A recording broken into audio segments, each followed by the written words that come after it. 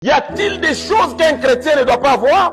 Si oui, que doit-il faire pour les éviter? Série sur la sanctification. 4e point, la sanctification des yeux. Aime et partage pour aider les autres, mets dans les favoris pour ne pas perdre cette vidéo. Qu'est-ce que Jésus-Christ a dit sur la sanctification des yeux? Matthieu chapitre 5, verset 28. Mais moi je vous dis que quiconque regarde une femme pour la convoiter a déjà commis un adultère avec elle dans son cœur. David aussi a dit en Psaume chapitre 101, verset 3. Je ne mettrai rien de mauvais devant mes yeux. J'ai la conduite des pécheurs, elle ne s'attachera point à moi. Job aussi dans sa souffrance, il a déclaré dans Job chapitre 31, verset 1. J'avais fait un pacte avec mes yeux et je n'aurais pas arrêté mes regards sur une vierge. Si tu dis que tu n'as pas péché, mais quand même tu as péché par le regard. Ça c'est une phrase que les modérateurs aiment utiliser pour convaincre les fidèles à prier en invoquant le sang de Jésus. C'est une phrase très dangereuse pour deux raisons que voici. Premièrement, on veut faire voir par cette phrase qu'il y a certains péchés qui sont difficiles à éviter. Deuxièmement, on enferme les chrétiens dans une sorte de culpabilité pour qu'ils commencent à demander pardon à tout moment, même pour les choses qu'ils ne reconnaissent pas.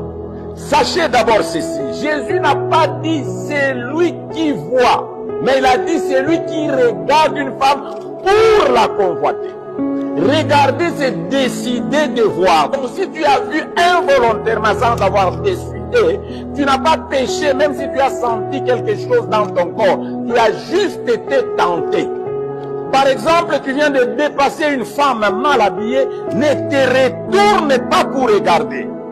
Ou lorsque tu vois des images obscènes passer à la télévision ou sur TikTok, tu peux juste zapper, ainsi tu as vaincu la tentation.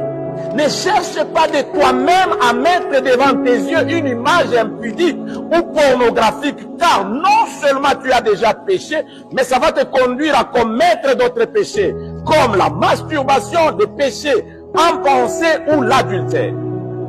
À vous les femmes qui dansez de manière impudique sur les réseaux sociaux pour avoir des vues et gagner des dollars, sachez que vous êtes maudites parce que vous êtes des instruments que le diable utilise pour tenter et faire tomber beaucoup de personnes dans le péché des yeux. Donc en conclusion, vous comprenez qu'il est facile et simple pour un chrétien de sanctifier ses yeux juste en refusant comme Job et David de mettre quelque chose de mauvais devant ses yeux et en écartant toutes les occasions de chute. Ajoutant à cela l'aide du Saint-Esprit, la